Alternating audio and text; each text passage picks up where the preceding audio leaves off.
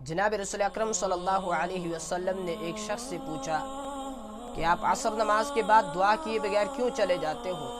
तो वो शख्स खामोश हो गया। हुजूर सल्लल्लाहु अलैहि वसल्लम ने पूछा, बताओ दुआ किए बगैर क्यों जाते हो। तो वो शख्स कहने लगा कि आज मेरा राज फाश हो जाएगा।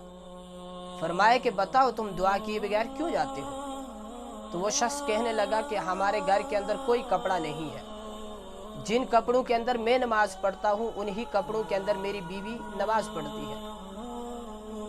हमने घर के अंदर एक गड़ा खोद रखा है, जब मैं मस्जिद के अंदर नमाज पढ़ने के लिए आता हूँ तो मेरी बीवी वो कपड़े मुझे देती है और फिर मैं मस्जिद के अंदर नमाज पढ़ने के लिए आ जाता हूँ और ख़ुद मेरी बीवी उस गड़े के अंदर खड़ी हो जाती है। और जब मैं मस्जिद के अंदर नमाज पढ़ के घर जाता हूँ तो मैं वो कपड़े अपनी बीवी को देता हूँ और मैं गड़े के अंदर खड़ा हो जाता हूँ और फिर मेरी बीवी नमाज पढ़ती है। मैं इसलिए चला जाता हूँ दुआ किए बगैर कि कहीं मेरी बीवी की नमाज क़ज़ा ना हो जाए।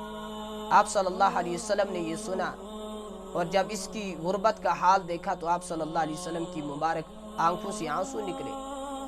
काफ़ी देर तक हुजूर सल्लल्लाहु अलैहि वसल्लम रोते रहे। इतने में माले गनीमत आया जिसके अंदर एक ऊँट कपड़ों से भरा हुआ था। फरमाया कि इस ऊँट को यहाँ ना बैठाओ बल्कि फलां सहाबी के घर भेजो जिसने अभी अभी अपना हाल हमें सुनाया है। इस ऊँट को उनके घर के अंदर पहुँचाया गया। जब ऊँट से कपड़े उतारने लगे तो यही सहाबी बाहर आए। पूछा कि ये कपड़े किसने भेजे हैं। तो कहा कि हुजूर सल्लल्लाहु अलैहि वसल्लम ने भेजे। यही सवाल इनकी बीवी ने इनसे किया कि हुजूर सल्लल्लाहु अलैहि वसल्लम को किसने कहा हमारे घर के अंदर कपड़े नहीं हैं।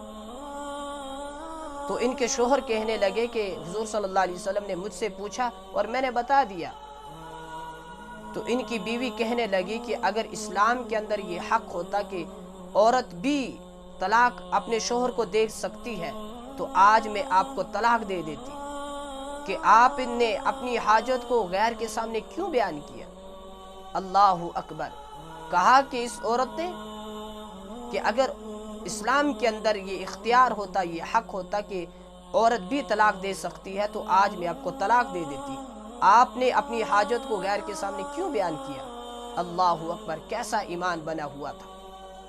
तो पता ये चला इस वाक़े से हम ना फरिश्ते को पुकार सकते हैं, ना नबी को पुकार सकते हैं, ना किसी सहाबी को पुकार सकते हैं। हमने सिर्फ और सिर्फ पुकारना है अपने खालिक को, अपने मालिक को, यानी अल्लाह रब्बुल इज़्ज़त को। तो हम सब को चाहिए हम जब भी पुकारें तो अपने खालिक को, अपने मालिक को, यानी अल्लाह रब्बुल इज़्ज़त को पुकारें। अल्लाह रब्बुल इज़्ज़त हम सब को इन बातों के ऊपर अमल की तौफीक दे। जो कहा गया है, जो सुना गया है, इसे कबूल फरमाए और इन बातों को हमारे लिए दुनिया के अंदर हिदायत का और आखिरत के अंदर नजात का ज़रिया बनाए और हम सब को इन बातों को अपने दूसरे मुसलमान भाइयों तक भी पहुँचाने की तौफीक दे। अल्लाह पाक हम सब को अमल की तौफीक दे।